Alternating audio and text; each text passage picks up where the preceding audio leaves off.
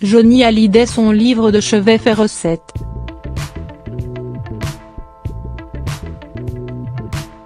Loin du star system, des studios d'enregistrement et de la folie des tournées, Johnny Hallyday aimait prendre le temps de savourer un livre. Et parmi les chefs-d'œuvre de la littérature, un ouvrage avait particulièrement touché le rocker. En avril dernier, la veuve du chanteur confiait en effet au point qu'il avait été séduit par la lecture de Mémoires d'un rat d'Andrzej Zanieski.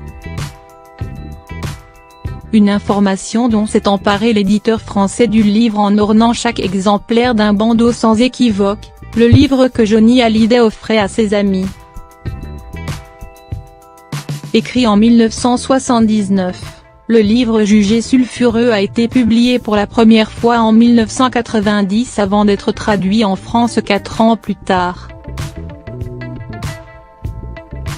Il est l'œuvre d'un auteur né en 1940 et marqué par la guerre, fils d'un résistant polonais interné et fusillé à Auschwitz. Cette ultime confession d'un rat n'est pas un livre sur les animaux, bien qu'on puisse aussi le concevoir de cette façon. J'y vois au contraire un récit sur les lois qui dominent notre société, nos mythologies, nos vérités et nos mensonges, l'amour et l'espoir, la solitude et la nostalgie, disait l'auteur à propos de cet ouvrage. Des mots qui donnent une idée de ce qui a pu plaire au taulier, lui qui a eu une vie mouvementée, séduit par un récit sombre mettant en scène un rongeur racontant son combat pour survivre.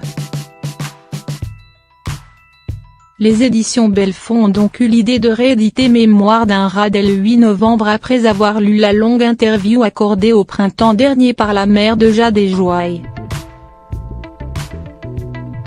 Il fallait toujours en racheter des exemplaires, parce que Johnny en donnait tout le temps, confiait Laetitia il y a quelques mois. Une publicité inattendue pour un roman méconnu.